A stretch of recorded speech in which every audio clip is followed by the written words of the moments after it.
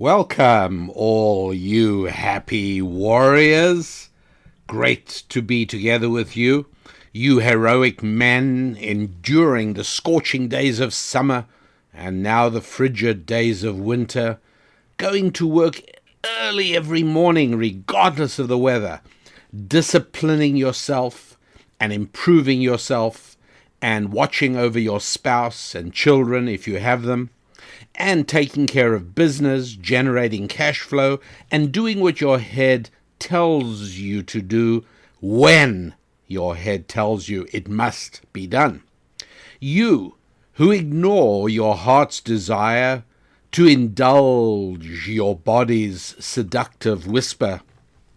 Instead, you boldly heed the clarion call of responsibility to those you are strong enough to support and brave enough to care about. You are the noble knights defending the fortress of civilization against the hungry hordes of scheming and surging savages trying to invade and conquer what you and your fathers before you have built. The barbarians know that even after they destroy the civilization that you've built, as they wretchedly crawl through its wrecked ruins, they will live better than in anything they could ever have built for themselves. Only you stand between the nightmare of socialistic slavery and the bright hope of tomorrow. And you beautiful and brave women, resisting government's treacherous proposal to marry it rather than accepting a golden ring from one clear-eyed man dreaming of a shared tomorrow.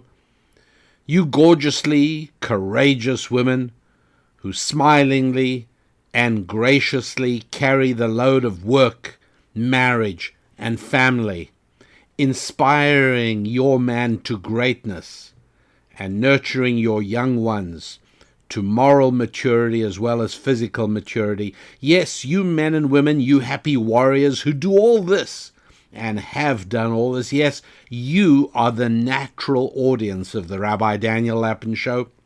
You are the audience I devotedly serve, recognizing that every day that I can bring you the helpful, life-affirming insights of ancient Jewish wisdom, well, that is just another day of privilege for me, because you are not a tennis ball floating down the gutter of life. You have your hand on the steering wheel of your life. As William Ernest Henley's great poem called Invictus ends, the last two lines, I am the master of my fate. I am the captain of my soul. Because you are not tennis balls floating down the gutter of life. It is indeed my honor to serve you all, and my delight to welcome you to another episode of the Rabbi Daniel Lapin Show, and reveal how the world really works. Yes, that's right. This is the only show in the entire digital universe that really does reveal how the world really works. That's right. And last week, in the last show titled, Yes, Be Happy, But How? Diagnosing and Curing Your Unhappiness, Fears, Anxieties, and Worries. That show had a segment in it in which I interviewed or conversed or debated with Mrs. Lapin because she had objected to something I said in the show before that, entitled The Power of Confidence, How to Acquire It and Project It in Business and Relationships. And during that show 2 weeks ago, the Power of Confidence show, I had said that in a hypothetical scenario where the genie pops out of the bottle and says, I've got two gifts. One is for your son and one is for your daughter. The one gift is the gift of confidence, and the other is the gift of beauty and attractiveness. you may decide which child gets which. And I said that in that exact scenario, I would give confidence to my son and I would give beauty to my daughter. And Susan Lapin took issue with aspects of that. And I think what she was basically doing was rejecting my thought experiment scenario. She was rejecting the idea that you have to choose one or the other. And of course, she's right in that. In the real world, of course, you don't. But I was making a point by setting up that thought experiment with a genie or the fairy godmother that gave us that choice. And something I wanted to mention last week, but I didn't do it, was that obviously the two are both important for men and women. But what's interesting is that the avenue of achieving confidence is different for men than it is for women. Women tend to feel confident from looking attractive, from feeling that they are looking attractive. Women can also achieve confidence in other ways, but that is the most fundamentally feminine way of feeling confident.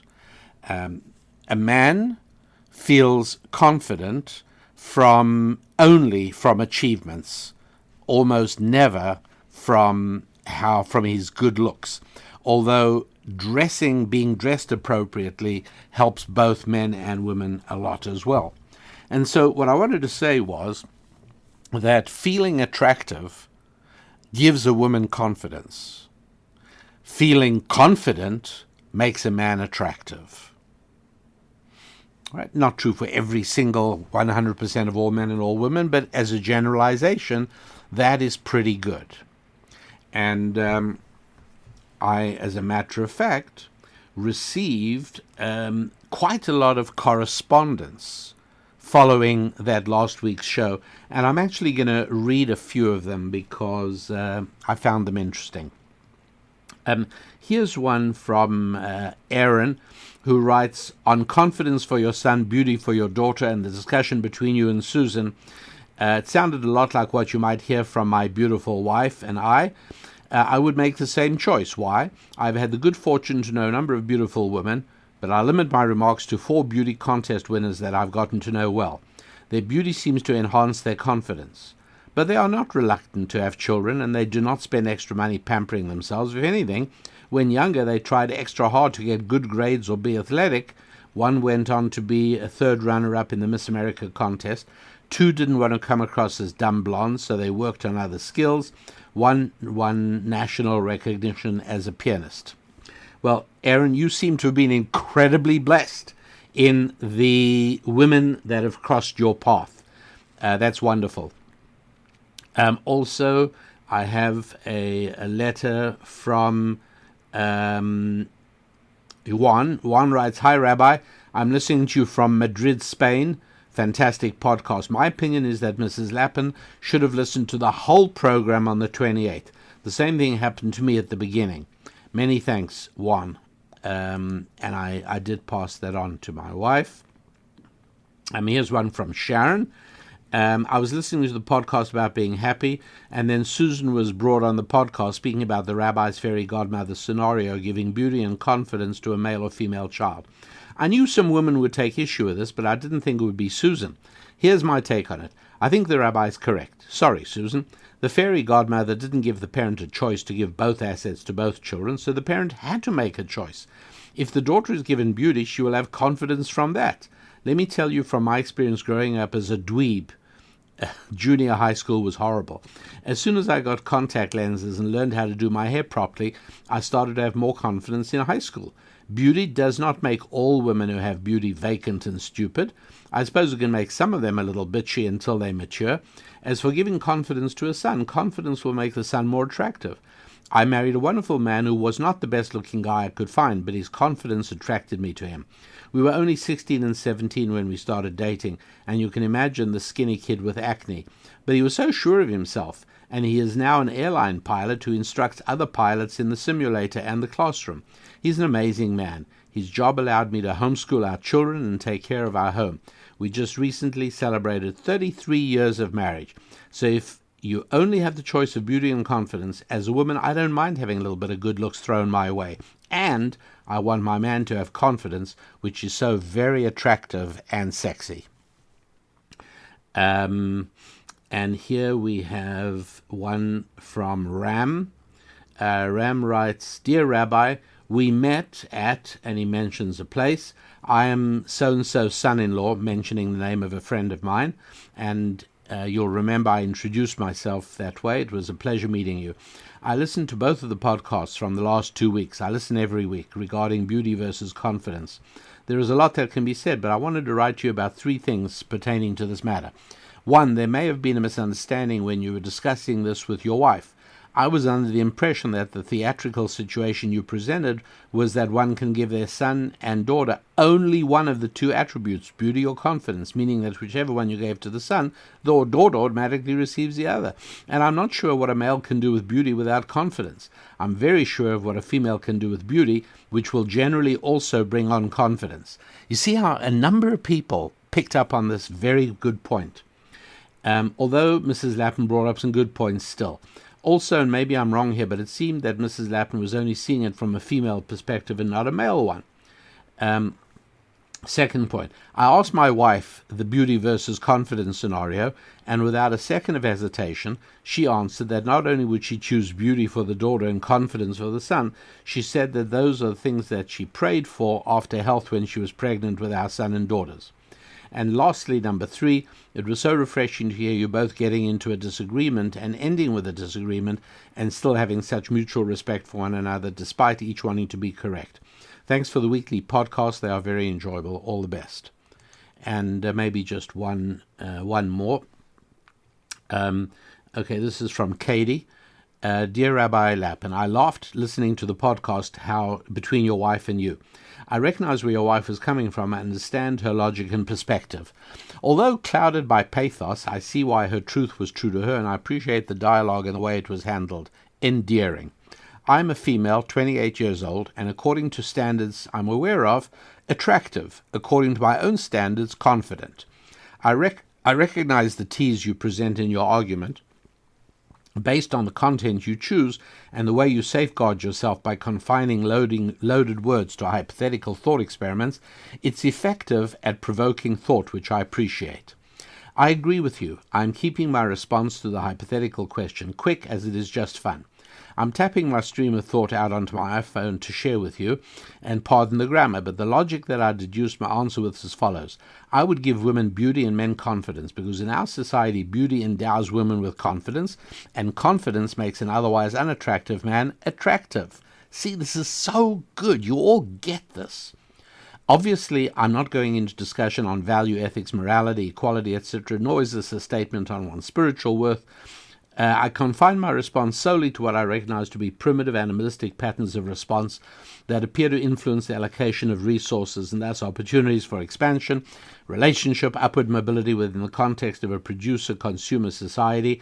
Oh my goodness, Katie, you've spent too much time at university, where power is a largely conscious or subconscious driving force confined to the psychological and physical realms. You may even have a master's degree, I've got to tell you. That's what it sounds like to me. And that's not a compliment, Katie. Back to the last line of your letter. Therefore, I asked myself, what would endow each with more power as it is defined in a social historical context? And in that, of course, you're absolutely right. Cheers. And that's from Katie. Katie, thanks very much. That was a very thoughtful letter. And I think that is pretty much, yeah, that is it. There's just a really nice letter from Cami. I hope this email finds you, Susan, and your staff well. I've been listening to your podcast now for a few months, enjoy them very much. I have teenage children, listen to them when applicable, and have been known to send some of your podcasts to my adult children as well. Keep up the good work. I'm a Unitarian Christian who believes in the promises to Abraham, Isaac, and Jacob. I find the ancient Jewish wisdom you teach educational, beneficial, and refreshing. I've especially enjoyed episodes 46 and 48. I don't know them by the numbers. because you enjoy knowing where your listeners live. Yeah, I do. I love hearing from people telling me where they are. I will tell you that we live in the beautiful state of Montana. Do you have any listeners in our state? We actually have more than 100 Montana listeners have told me that they're listening. I think you would also like to know that I just ordered the book Hands Off This May Be Love for our teenage children, and I'm looking forward to getting it. I appreciate how you read all of your emails, whether good or bad, and hope this one is a good one for you. Thanks for all you do and teach. There are some wonderful voices out there, and you are one of them. Thank you, Cami. Okay, that'll be it for the letters, but thank you all those who wrote, and particularly those whose letters I chose to read. Thank you very much indeed, and really very, very much appreciated for sure. Okay, so on to an interesting thing.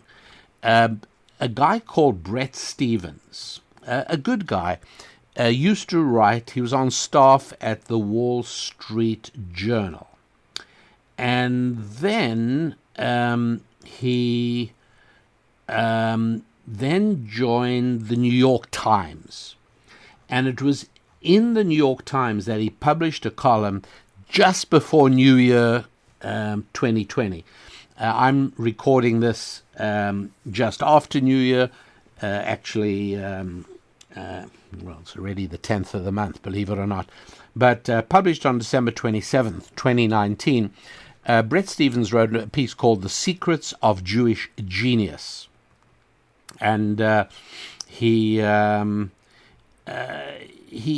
refers to a book that, one of many, many, many books that talk about the way Jews are disproportionately successful among the ranks of of Nobel Prize winners in academic areas, how Jews are disproportionately represented on the faculties of universities, and he doesn't speak about wealth in his article. And he says the common answer to explain this disproportionate Jewish representation in these fields is Jews tend to be smart.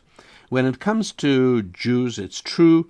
Ashkenazi Jews have the highest average IQ of any ethnic group for which there are reliable data, and he quotes 2005 data. This is no longer true, by the way. In the United States of America, there are Asian demographics that significantly outrank Jews on IQ testing. So he's quoting 15-year-old data, and more recently, they have done more recent. Although, of course, as everyone knows, IQ studies are very, very much out of favor because they are awkward. IQ results, and by the way, it's something that is very well established in the field, and that is that there is very little in the way of a more predictive metric for people's trajectories than IQ within a certain range, by the way. That's an important caveat. Anyways, during the 20th century, they made up about 3% of the U.S. population. That's not true. They're about half of that, about 1.5% of the U.S. population right now. They won 27% of the U.S. Nobel Prize Sciences, 25% of the ACM Turing Awards. They account for more than half of world chess champions. And by the way, it would be just as uncomfortable were he to have added, and that's mostly all men. Very, very few females in that. So what does that mean? That only Jewish men are smart and not Jewish women? Obviously, as you can imagine, this set off a little bit of a firestorm. He says, but one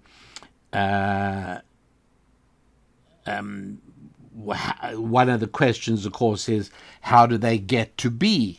How do these Jews get to have higher IQs? I don't want to read his whole article, so that's why I'm just jumping from peak to peak.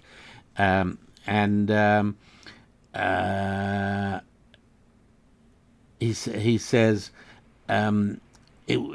so Jews don't only have this higher IQ, but they also use the smarts differently. Okay. Then he says, where do these habits of mind come from? And he says, well, there's a religious tradition in Judaism that asks the believer not only to observe and obey, but also to discuss and disagree and argue. Okay, fine, it's somewhat true. There is a moral belief that the life of the individual has value in as much as it aids in making the life of every living thing more beautiful.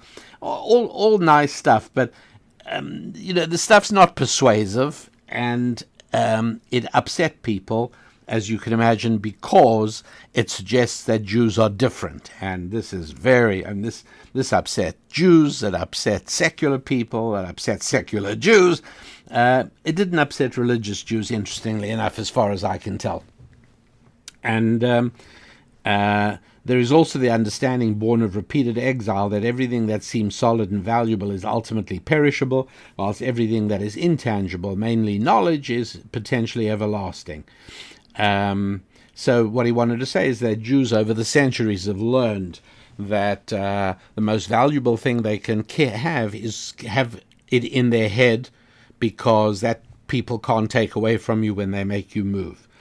I'm skeptical about that, because it suggests that Jewish youngsters living a privileged life in the United States of America think to themselves, oh, I'd better study hard in case we get thrown out and we have to leave with nothing except what's in our heads. That would be a very naive and incorrect picture of Jewish high school children. Simply not the case. Anyway, that's what Bret Stephens wrote about, and then he goes on. He finishes off by saying that Jew hatred has made a comeback, albeit under new guises. Anti-Zionism has taken the place of anti-Semitism. Jews have been murdered by white nationalists as well as black Hebrews. Hate crimes against Orthodox Jews have become an almost daily fact of life in New York City, and again, I've discussed this extensively. There is also an article in Susan's Musings on our website explaining that it's incorrect to view anti-Semitic incidents out of the context of attacks of violence against all Americans. If one focuses just on anti-Semitic attacks, you run the risk of beginning to mistakenly believe that non-Jewish Americans live in a tranquil cocoon of harmony and security where there is no violence and no crime. No. Anti-Semitic attacks have increased, there's no question about that, but so have general crime statistics. And some of you are going to say, well, wait. Some cities have reported dropping rates of murder. Right? No, Agatha, not Baltimore or Chicago. But the truth is, murder rates are actually not going down anywhere. The only reason they appear to be is because of the incredible advances that medicine has made. Emergency room departments of local hospitals, the emergency medical and ambulance personnel, I think largely from Middle East wars, the knowledge that has been gained in handling trauma is so incredible that it creates mistaken statistics. We say, oh, look, murder rates are down. That's only because victims of murderous assaults and attacks get whisked off to the emergency room where they are saved, and so they do not become a murder statistic. But if instead of looking at murder rates, which is misleading in this way, you look at every city's rates of assault with intent to commit grievous bodily harm, assault with intent to commit murder, there you'll see those figures, unfortunately, are climbing and climbing and climbing. And along with them, anti-Semitic attacks are climbing as well. And so somebody asked me just this morning on an interview, I was asked on a televised interview, so how would you go about fixing the problem of anti-Semitic violence in America? I'd say you can't possibly fix it in isolation. The only way it can be fixed is for America as a whole to become less violent and less criminally driven. And so part of that requires the culture to adopt a totally different approach to crime. Right now, leftist culture focuses heavily on being soft on crime. The removal of bail for a number of crimes in a number of places, just one example. There are many others, decriminalizing theft and vandalism and robbery up to certain amounts, very high amounts, by the way. So the entire culture at the moment is soft on crime. And so obviously, why would you be surprised that crimes of violence against everybody are up and crimes of violence against Jews are up? Well, obviously, the message society is sending to a deculturated class is we don't care. Do what you like. And it's not that the crime is going up and what is causing it to go up. What we've got to recognize is the natural condition of the male that has not been acculturated and not been civilized is selfishness, aggression, anger, and violence. That is the natural condition. I wish I could say that it does not apply to women at all, but I have been watching, and we'll do a different show on this, but if any of you have information on this, make sure you email it to me. You go to our website, rabbidaniellapin.com, and be sure to send me any information you have on female committed crime. I'm very interested in that. It is going up. It's climbing dangerously. And while you're at the website, you might want to take a look at a product in the store called Boost Your Income. 3 strategies for financial abundance. There really is such a thing as strategies for financial abundance. There really is. And this is a 1-hour program. It's on special price for listeners to this show. So go to rabbidaniellapin.com, go to the store and look for Boost Your Income. It's an audio program, about an hour, that's all. But it would be one of the best hour investments you can possibly make. And again, I had to select only 3.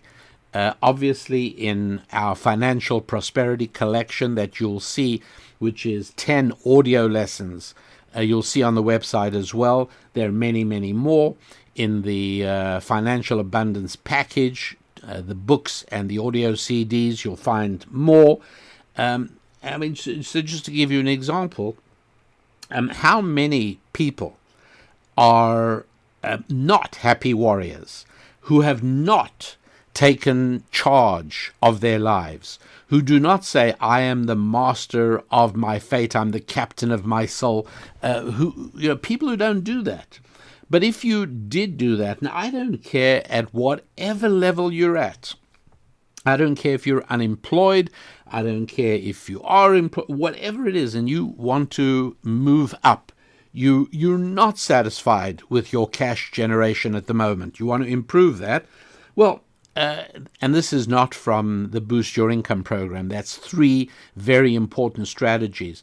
But I just wanted to give you another example to drive home the point that there is such a thing as simple strategies that you can deploy in your life that really make sense. And again, it's not going to bring you cash this afternoon. Right? The only way to do that is to go and hold up a convenience store. I'm sorry. Not that I'm encouraging that, do I need to say, but obviously it is becoming an increasingly popular way to go, unfortunately, in the United States, because of an epidemic of crime brought about by unprecedented liberalized attitudes towards crime. In other words, all of these things have to be eased up on. Why? Because there is disproportionate impact on minorities. And so you know what happens if we make it necessary to have to pay bail, or else you go into jail. A lot of minorities, they argue, cannot pay bail, so there's a disproportionate number of minorities. I'm giving you all the leftist pablum. And so, little by little, the message starts spreading through the culture. Nobody cares. We can do whatever we like. And certainly, there are police forces in many cities around the country that have become utterly demoralized and do very perfunctory policing. Again, a message that soon reaches unacculturated and uncivilized males who have become barbarians.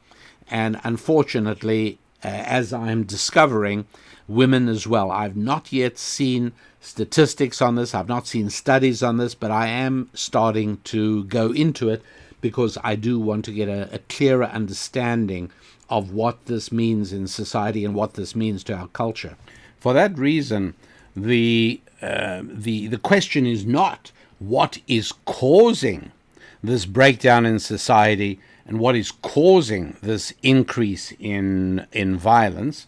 No. What we've got to ask is, what has eroded the forces that kept this barbarism at bay for all these years? And it began to fray and come apart, as you know, as I always say, in the early 60s, which is a fairly good approximation. And so, look, let me give you an example quickly. If, God forbid, an airplane crashes, comes down, immediately you get everybody descending there, unless it happens in Iran, in which case the Iranians probably brought the plane down themselves. But ordinarily, the makers of the aircraft show up, the accident inquiry people, the National Air Transport Safety, the Federal Aviation Administration, everybody shows up in order to try and find out, why did that plane come down? And at the risk of sounding simplistic, I will tell you that even though all those experts are coming together to figure it out, I know what brought the plane down. I know it in one word. It's called gravity. That's right. It's perfectly natural, perfectly normal. Now, what keeps the plane up there? That's the question. And it's an amazing development of 100 years of human advance and technological and engineering sophistication. We are able to extract energy out of jet fuel and turn that into thrust by means of a thing called a jet engine. And we can convert that thrust into what we call lift to keep the airplane airborne by means of things called wings, and we can control the entire diabolical contraption with control surfaces operated by electrohydraulics, and the thing then provides a smooth, safe, wonderful, rapid flying experience for the public to the tune of tens of thousands of flights every day, and it's pretty amazing. And so what they're trying to figure out is not what brought the plane down. That's gravity.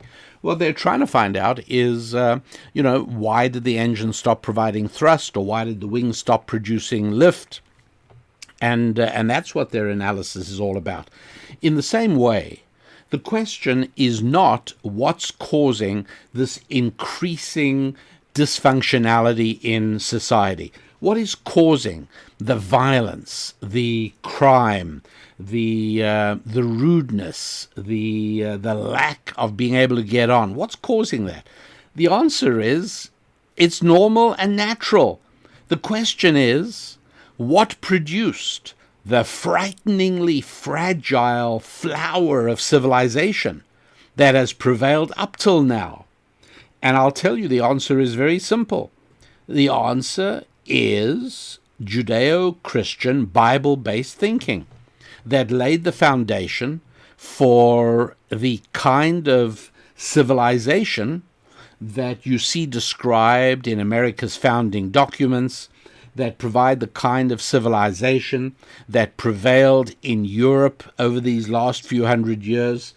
Yes, there have been wars, yes, there have been problems, but by and large, compared to the rest of the world, Western civilization, which is, yes, Bible-based, has produced a society in which ballots were preferred to bullets, where women had a respected role in society, where the free market and the creation of wealth was seen as valuable, where education was important, where civic institutions were built, where governments were constrained. Yeah, all of that is real. And when you remove the fuel, well, it comes crashing down, all perfectly normally. The normal condition for males, and if you're not sure about this, just go and watch toddlers playing in the park on a Sunday morning. And if their parents are distracted, watch what happens. If even a little girl comes to take away a toy that a little boy is playing with, his natural state emerges. He pushes her over with all the strength of his 2-year-old body. He knocks her flying. That is the natural condition of man. And it is the exclusive role of families, it's the exclusive role of parents to acculturate those boys and girls as well and make them part of society. Please don't for one moment think this job can be done by schools. If it could, then the behavior in every American government indoctrination camp, I mean public school, would be beautiful. But if you take a look at the standard of behavior at much of American public education, you see that schools are incapable of doing this. Don't think government can do it. They can't. Government and the state should be on its knees in gratitude to mothers and fathers who are working hard to raise their families, because nobody but them has the capacity to turn young boys from incipient thugs, thugs in making, predatory and dangerous, conscienceless thugs. Nothing has the ability to do that like a devoted mother and father. There is no other way to do it. And so, you want to cure anti-Semitism? Well, cure the way everybody grows up in America, and you will at the same time be curing anti-Semitism without any doubt whatsoever. Now, back to the discussion of Jewish intelligence or Jewish success. There is no question that success in academia, in other words, success in winning Nobel Prizes, success in academics, being on the faculty of universities, all of those areas of success do indeed owe much to IQ, to intelligence. But success in making money does not.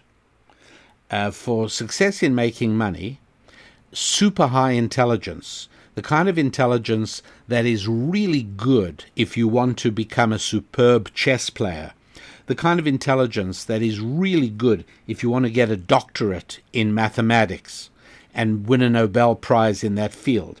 That is all high-end IQ that works very well. But that same high-end IQ works against you in the wonderful world of business. I explain that much more fully in Thou Shalt Prosper and Business Secrets from the Bible, two of my books that you will see on our website at rabbidaniellapin.com. I don't want to go into now the reasons, but suffice it to say, you can really trust me when I tell you that that very high IQ is a disadvantage, in the same way that very low IQ is a disadvantage, by the way. But the overwhelming majority of us in that middle range of normality in the IQ field, we all can do very good, very well at business. It's not a case of intelligence at all. However, Bret Stephens was writing specifically about intelligence, and so I did want to address that because he did not come up with the most important explanation.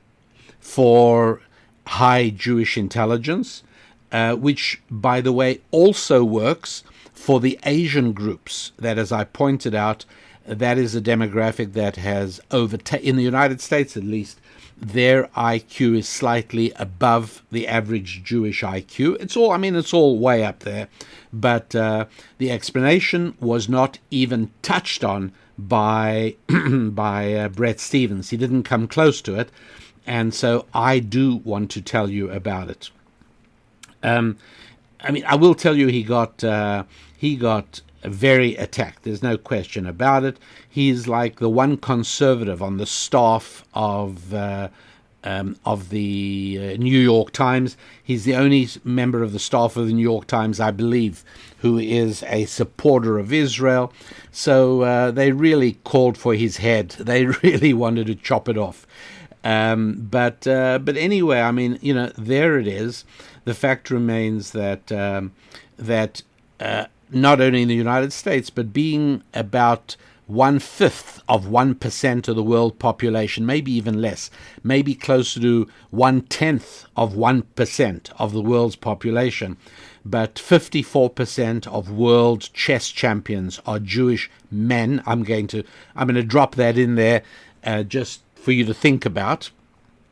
You may remember I've spoken in the past about distance from the mean and how the bell curve looks for things like strength, height, and intelligence between men and women. 27% of the world's Nobel winners in physics, 31% of the Nobel winners in medicine. So it is crazy, right, that an identifiable group of about 0.1% of the population has this disproportionate success. But remember, none of this is talking about business and money. This is only talking about academic fields. For instance, they go on to talk about that 21% of the students at Ivy League schools are Jewish. The rest would be Asian. But Ivy League schools discriminate against Asian students because, once again, they are so racially obsessed and they are so determined to try and make the student population at Ivy Leagues look exactly like the general population, racially speaking, in the United States. So all of this distortion goes on. 26% of the Kennedy Center honorees are Jewish. And so on and so forth. 51% of the Pulitzer Prize winners for non-fiction, and so it goes. The study, there's a famous study called IQ and Global Inequity. They said that a Jewish average IQ of 115 is 8 points higher than the generally accepted IQ of the next highest, and approximately 40% higher than the global average IQ of 80. That's what they say. I don't know. I don't trust a lot of the IQ information because it is so politically charged that there's a considerable distortion about that. But at any rate, they attacked Bret Stephens for even daring to hint at Jewish intellectual superiority, because that makes you guilty of the ultimate crime of racism. As it turns out, one of the reasons they attacked Bret Stephens' article from December 27th was that he linked to an IQ study by 3 well-known anthropologists, including one who, if you don't mind, has been accused of being a racist. And in the weird logic of the left, if you've been accused of being a racist, well, why, that's what you are. And therefore, if anyone quotes your work, well, why, they're also a racist. So by that twisted logic, Bret Stephens was tarred with a racist brush for writing an article on Jewish IQ. Mark Twain, of course, said this. I've quoted this to you before. He wrote this, obviously, in the 1800s. The Jews are peculiarly and conspicuously the world's intellectual aristocracy. Jewish contributions to the world's list of great names in literature, science, art, music, finance, medicine, etc. are way out of proportion to the weakness of his numbers. He has made a marvelous fight in this world and has done it with his hands tied behind him. By the way, if any of you are new listeners to the show, it might sound as if I'm trying to boast. Oh, my people, we're really smart. But those of you who've listened to the show enough know what I think of 70% of America's Jewish population, who must have been assiduously taking stupid tablets to overcome their natural advantages because their political leanings demonstrate incredible stupidity. But at any rate, Mark Twain wasn't a racist. He was a realist, and he just recognized the facts, and so did Bret Stephens. And again, there's this idea that how does this come about? Well, Jews value learning. And again, I just don't know. I think it's true in a very small proportion of the Jewish population. There's a small part of the Jewish population that is orthodox and that sees the obligation to study ancient Jewish wisdom as crucial and binding, and they do. And yes, I don't think that is irrelevant, but it's a small part of the population. What is it, 30%? That's it, at most.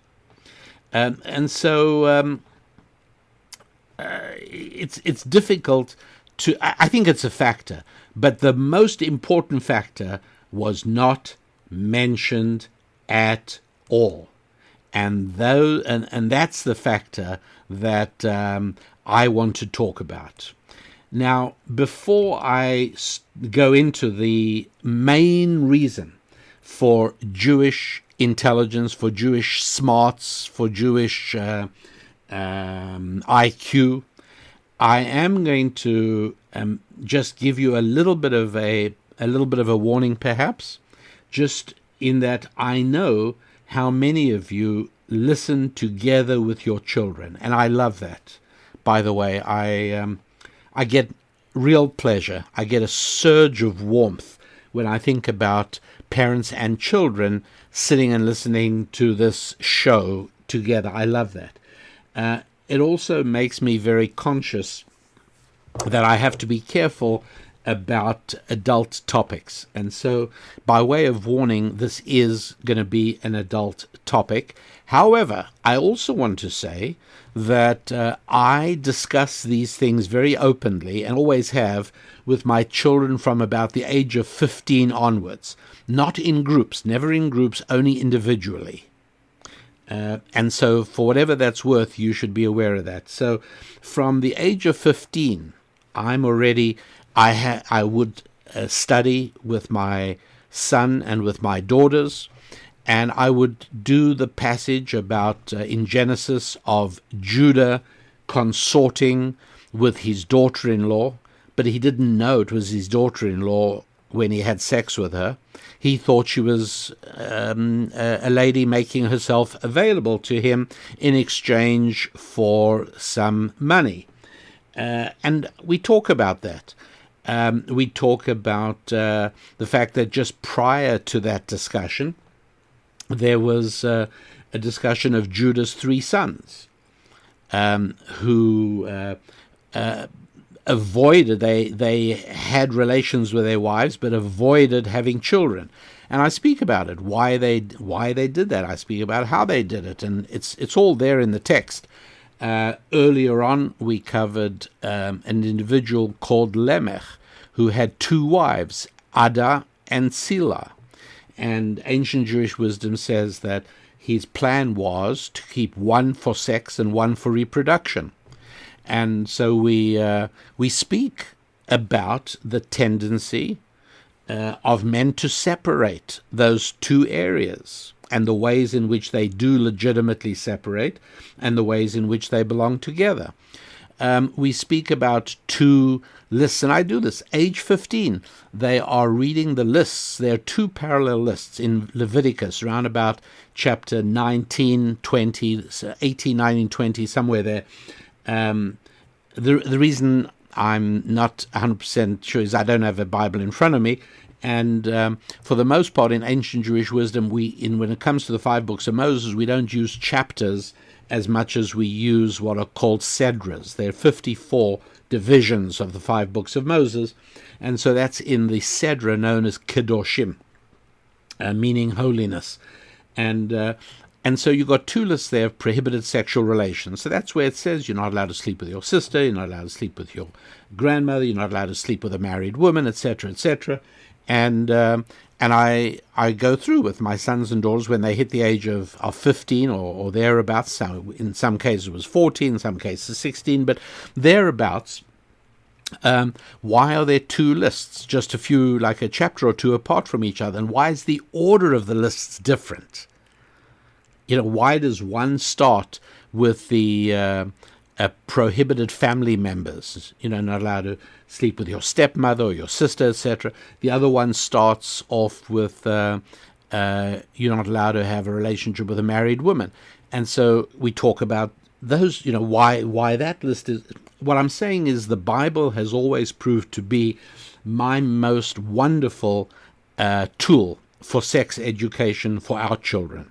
And it's wonderful because there's no embarrassment, there's no awkwardness, it's not clinical, it's spiritual, and it's all within the context of God's plans for his children. So just therefore, by way of warning, just be aware I am going to be talking now about the most important factor in building up intelligence. Do you know what it is? Sexual restraint. It's as simple as that. And when you see this at work from generation to generation, 1 generation after another, 3 generations, 4 generations, 5 generations, and sexual restraint is practiced, you will see this amazing intellectual capacity grow. It's really quite remarkable. And I laugh because it's so unsuspected. But if you think about it for a moment, think about how a pornography addiction can damage the straight thinking of a man. Right? Of course it does. Any sex obsession makes it difficult, verging on the impossible, for a man to develop his mind and to think effectively and to develop thought processes that effectively help him understand how the world really works. And so, obviously, this is a really scary reality. But it's one of the reasons that you find that in Leviticus chapter 21, there is a discussion there about the kind of marriages that priests are allowed to contract. And it speaks, again, a lot of restraint. You can't just have sex with whoever you like. She's got to be she can't be a divorcee. And there's a whole, I don't want to go into the details because each and every one of them warrants an hour discussion on its own. And I do those in other venues. But for here, Leviticus chapter 21 shows that God imposes additional sexual restraints on the priests. Now, this isn't because sex is unholy and priests are holy, so it's incompatible. No. One of the functions of the priests was also to act in a leadership role. They played a very important role, including, by the way, very often they would also play a role in judging and other areas of national leadership.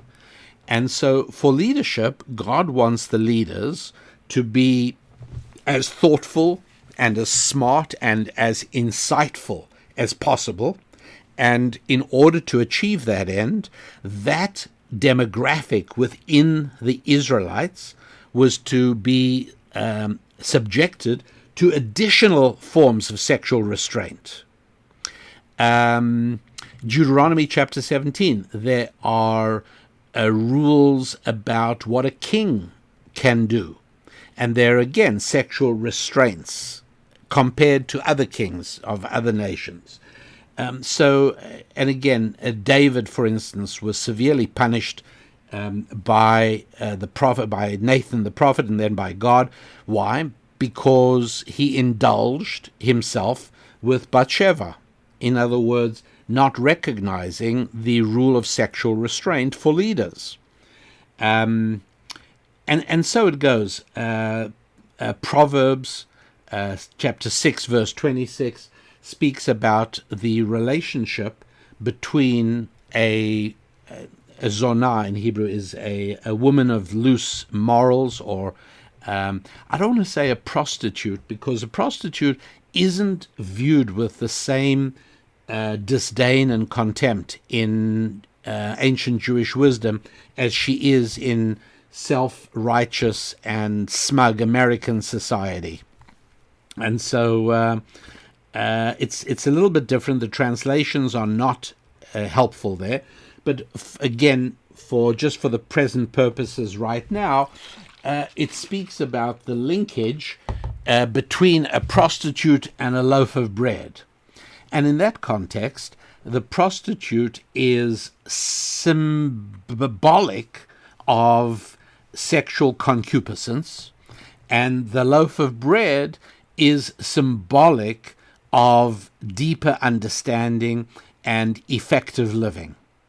And so again, King Solomon in the book of Proverbs making this link that abandoning sexual restraint is something that is going to damage the intellect of you and your children and your children's children. Particularly if they learn from you that sexual fulfillment is the most important thing on the planet, well, they're going to adopt that same lifestyle, damaging their own intellects, and their children will, and by that time, 3 generations of it, and I'm afraid you've pretty much got unemployable grandchildren. Seriously. There's nothing you can do. They simply lack the IQ to be able to function. That is the tragedy. Now, are we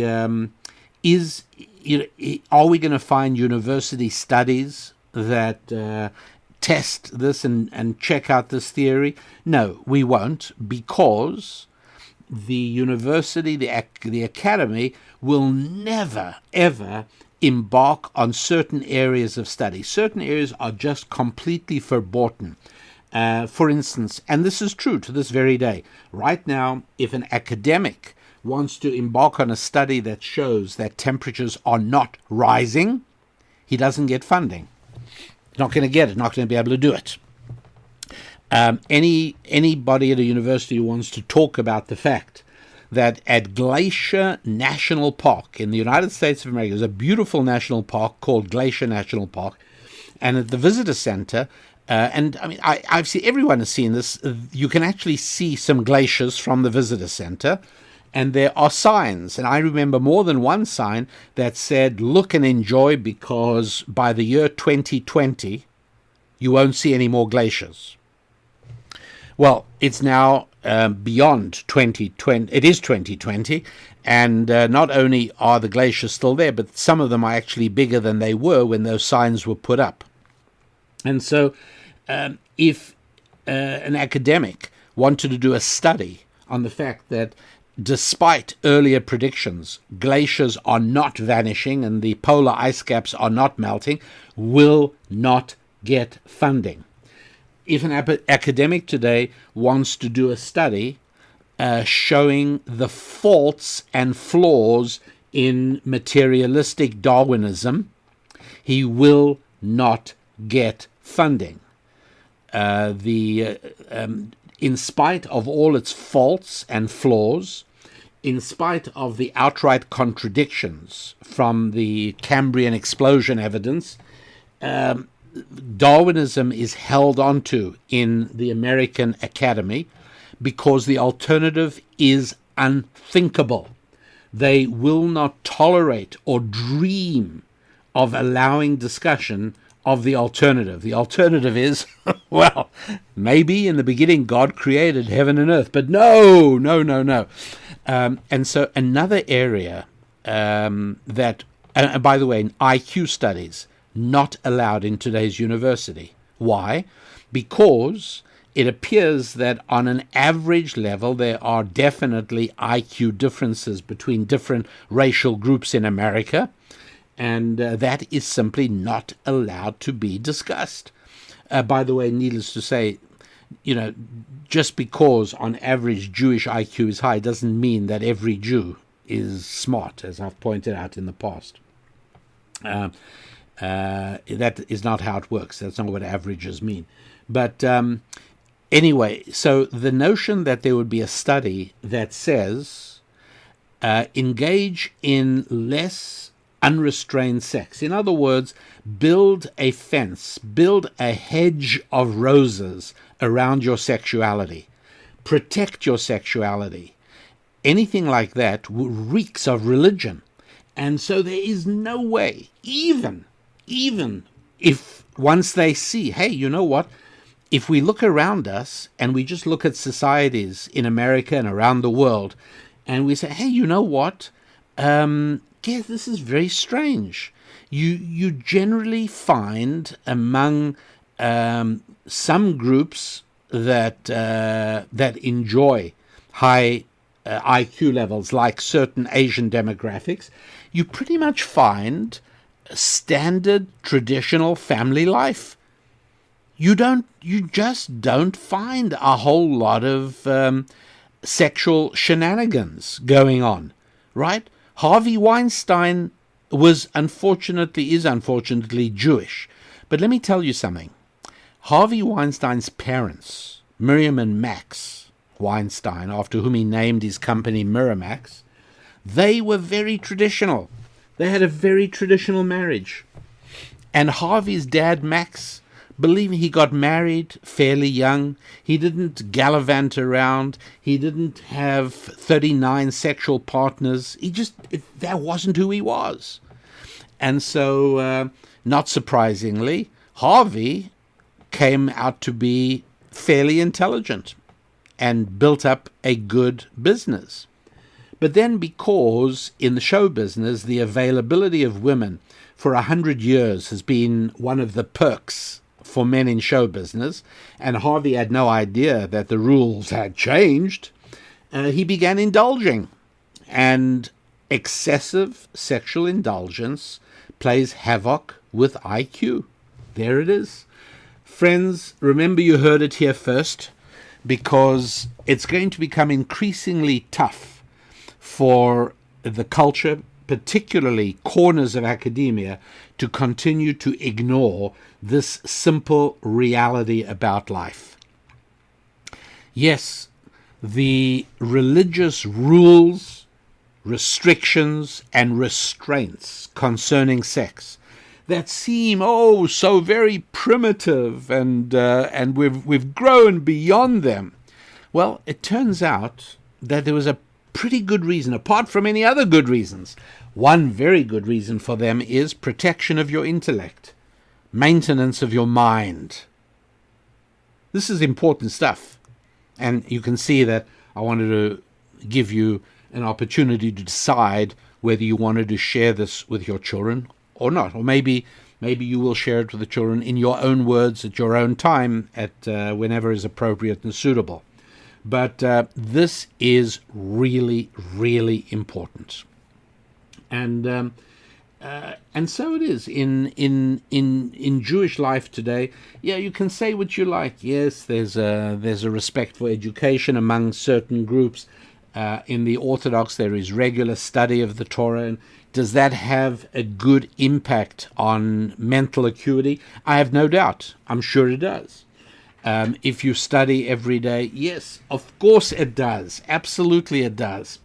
But even more important than that is that every, and I'm going to say Jewish man here, knowing full well that what I'm saying applies only to, as I said, no more than 30% of self-identified American Jews. Statistics are even lower elsewhere in the world. But for this demographic, just think about this for a moment. that a Jewish guy gets married and he's at the, pretty close to the height of his sexual and hormonal powers. Maybe that peaks it for a man at 18 or 19. But so what, guy in Jewish circles, not unusual for a guy to get married at 23, 24. That's very, very typical. So there he is getting married, and he might even be getting married at 22 or 23.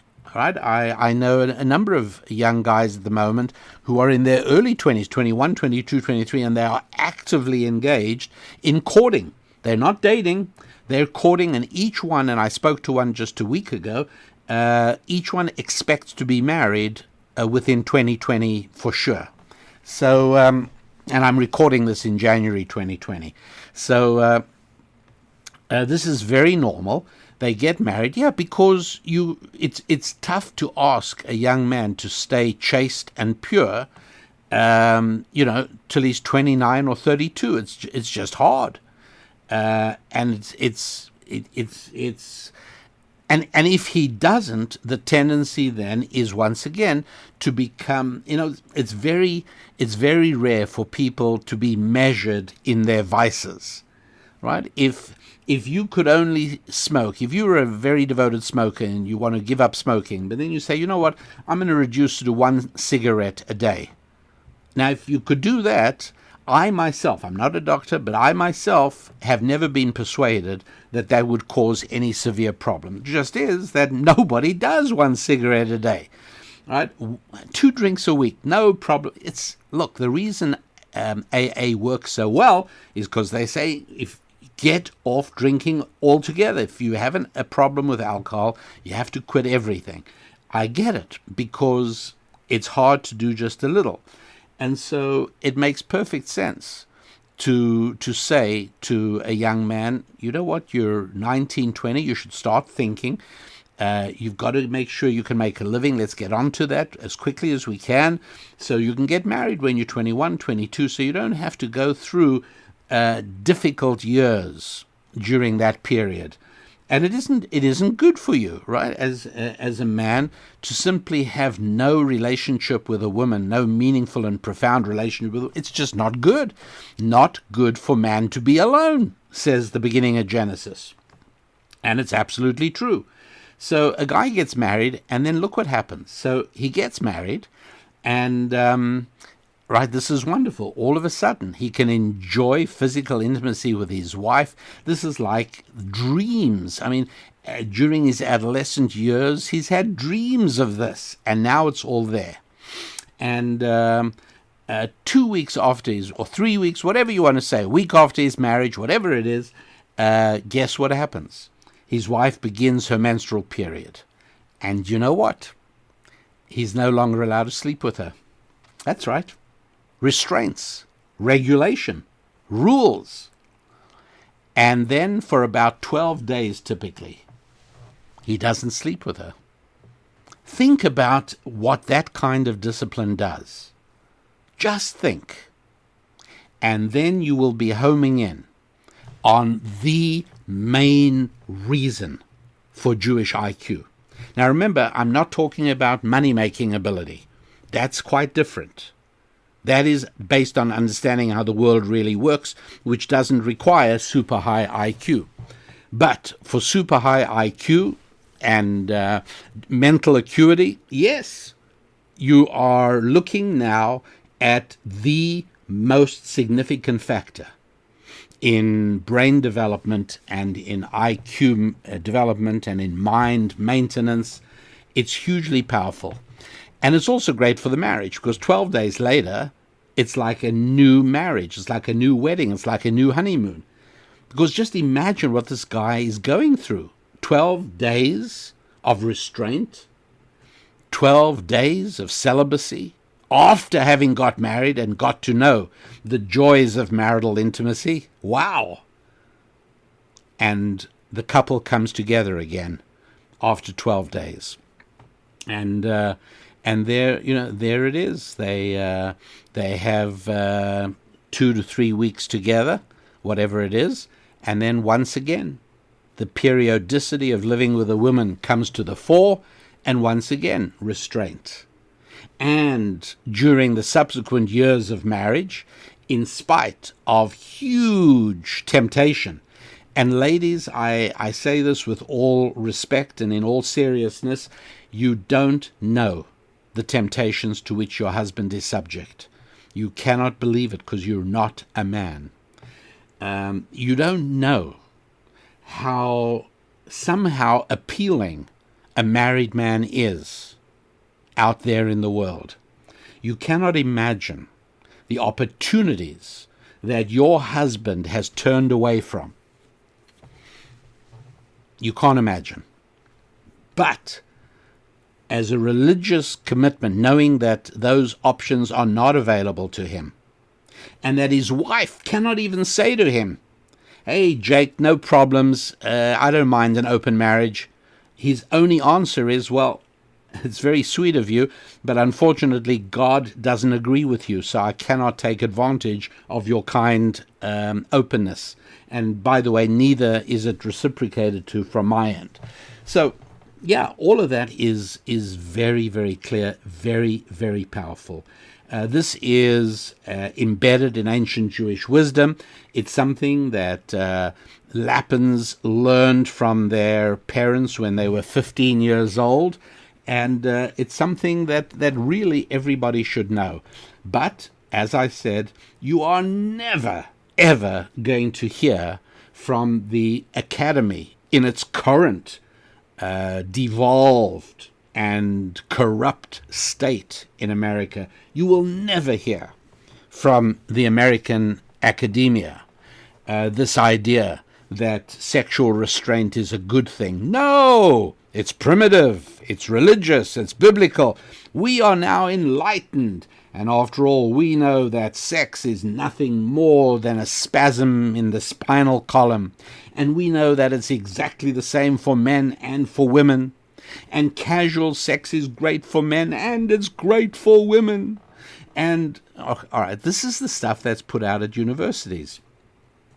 I was shown, a few years ago, I was shown the introductory package for students at Yale University, started as a school of religion and Bible and divinity. Yale University, and I don't know if they still do, but this was only a few years ago, they handed out packages, sex packages, to freshmen coming into the university for the first time. I have no doubt that part of the purpose is to shock new-coming students out of the morality of their families and their parents' homes and introduce them to the amorality of the university campus. I have no doubt about that, as I have no doubt that this fundamental linkage between sexual restraint and mental acuity will never be spoken of at the university campus. Never on a university campus will you hear anybody saying, yes, sexual concupiscence is bad for your mind and the minds of your descendants. You'll never hear that. But you have heard it here on the Rabbi Daniel Lapin show. And you know that it's true. Not because I told you, but because as I'm talking, you've been thinking about life in general. And while I'm talking, you've been contemplating reality. And while I'm talking, you've been thinking of circumstances and conditions, and you've realized, hey, that's incredible. I never would have guessed it, but I can see, yes, it is absolutely true. With all its wonderful and all its horrifying implications for society. The website is rabbidaniellapin.com. Easy to send me a note from there. You go to the About Us and Contact Us tab. And do tell me where you're listening from. I had some wonderful ones this week. Philippines, India, Uganda, Kenya, South Africa, Zimbabwe. Did I say Chile? We had Chile, Argentina this week. We had, in Central America, we had Panama and Colombia. I just got a bunch of wonderful opportunities to put new pins in my world map. So thank you very much indeed. The website, rabbidaniellapin.com. You can write to us there. You can also read Susan's musings on anti-Semitism. And I will just wrap up by saying that going back to confidence and beauty, I don't remember if I pointed this out last week in my debate with Susan. Maybe I did, but I certainly clearly remember the very first time I ever saw her. She was a guest at my synagogue. I was a single rabbi, which was not a good situation, particularly since I had resolved to not date any of the single women that were members of my congregation, which was made up largely of young single Jews that had migrated to my synagogue in California from around the country and in some cases around the world. And there were a number of wonderful young women, but I felt that once they had already become involved with the synagogue, it was no good for me to date them. It was just going to lead to problems. And so there I was, barring myself from dating women in the congregation and being preoccupied. I started my first counseling with people at 5 a.m. in the morning, and I taught until 9 p.m. at night. So there wasn't a whole lot of time for an active social life. And to tell you the truth, I was becoming quite dismayed at my prospects. I knew that if I didn't get married soon, it was not going to be a good thing for me. And yet I just didn't see how this was going to be able to happen. And I prayed. I was distraught. There were times I was deeply unhappy. And on this particular Friday night, I noticed this young woman sitting 4 rows back in the synagogue. And I did not say, that woman has an amazing mind. That woman can solve quadratic equations in her head. I never said that. I never said that woman seems to be extremely self-confident. I really have to get to know her. No. Look, I'm telling you what happened. What happened was I said, I don't think I have ever seen a more beautiful woman ever. I find myself irresistibly drawn to her, and unless there are obstacles or problems or drawbacks of which I'm obviously currently unaware, I want to marry her. And we got engaged about 12 days later. So that's how it went then. However, and this is very, very true, when we had children, we had our first child, it was a year and a half, 2 years later. And it was a little bit after that we decided to homeschool our children. Now, back then, I have to tell you, homeschooling was not nearly as popular as it is today. And even today, there is stigma attached in many areas of the United States to homeschooling. Other parts of the world, enormous stigma. There is a listener, a wonderful couple in Vilnius, Lithuania.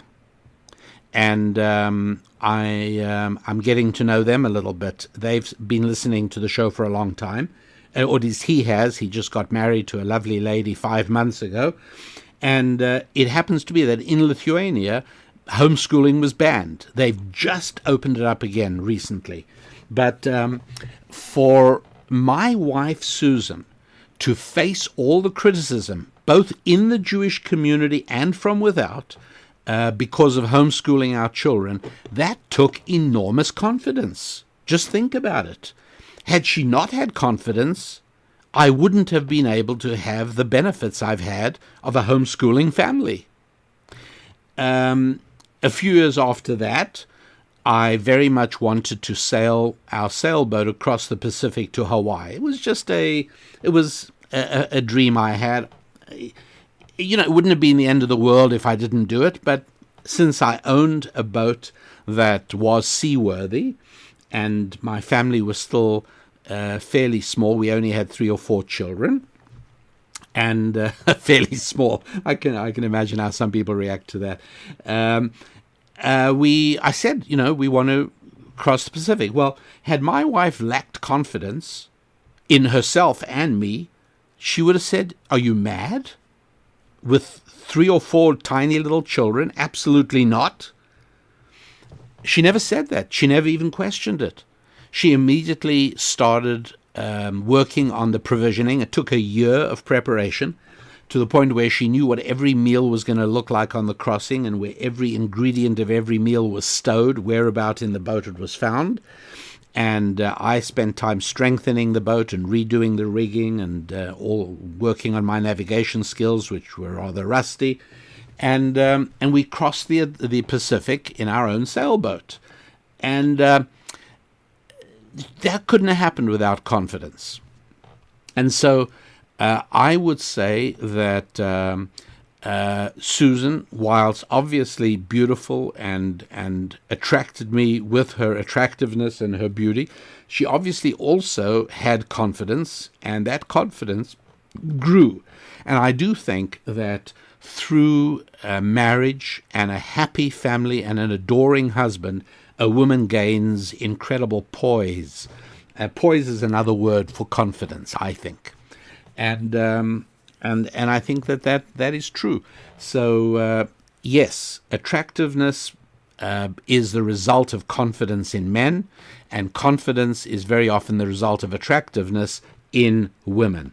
So that, I think, brings the topic to an end on confidence. It also brings to an end the topic of Jewish exceptionalism in the intelligence area. And I hope you are okay with me dealing with this very adult topic on this show. I hope that was okay with you. Thanks so much for being part of the show. As always, I appreciate you doing whatever you do to help spread the show and encourage like-minded friends of yours to try the show out. I appreciate that. As you know, it can be heard on Libsyn, it can be heard on SoundCloud, it can be heard on YouTube, on so many different platforms, the iTunes, of course. Basically, wherever you listen to podcasts, you can hear the Rabbi Daniel Lapin Show. So it's easy to get people to give it a try, I think. At any rate, whether it's easy or not, many of you are doing it, obviously, and I deeply appreciate that. Thanks very much for being part of the show. I've enjoyed the opportunity once again to talk to you. And I say that until we are together again next week, I wish you a week of good times in your faith, in your friendships, in your finances, and in your family. I'm Rabbi Daniel Lapin. God bless you.